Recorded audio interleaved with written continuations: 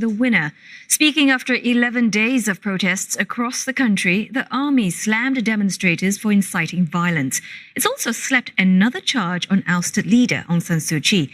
We'll live to Leong Wai Kit in just a short while, but first, a look at what's been happening on the streets. Despite another overnight internet shutdown, thousands continue to demonstrate across Myanmar, keeping up pressure on the military government nearly 2 weeks since it took power.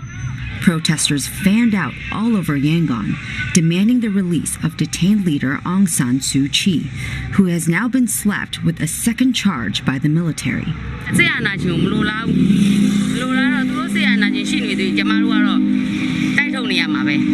Thousands also returned to the streets of Mandalay, a day after violent clashes between soldiers and civilians.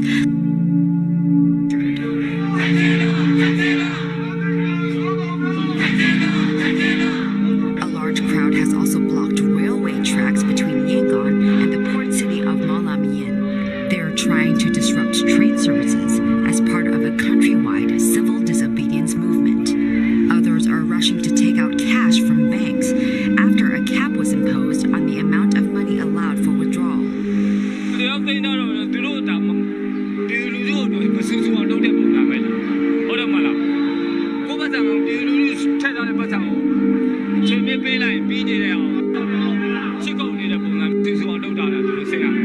The United Nations has warned Myanmar's army of severe consequences for any harsh response to protesters after it amended the country's penal code with tougher punishments.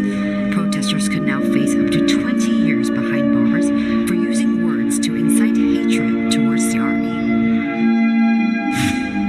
Well, as promised, Leong Wai Kit joins us live now. So, Wai Kit, the military says that it would not hold power for long. What exactly do they mean?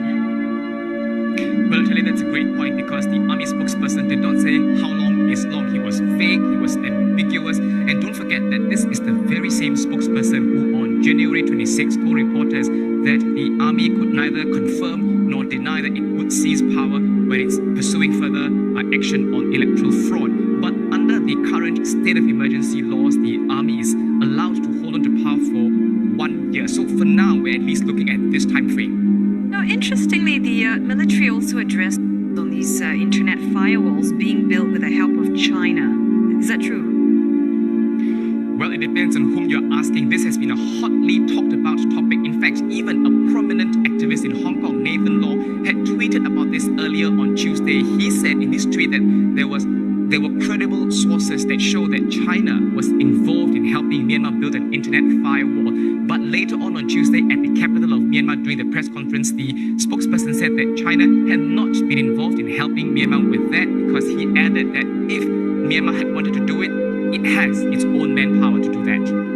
Also, this other charge that, Aung San Suu Kyi is facing, this new charge, what's all that about? Well, this is something that came as a surprise for many, including Ms. who appears again to be caught off guard and caught by surprise. I must add that as of now, the lawyer has not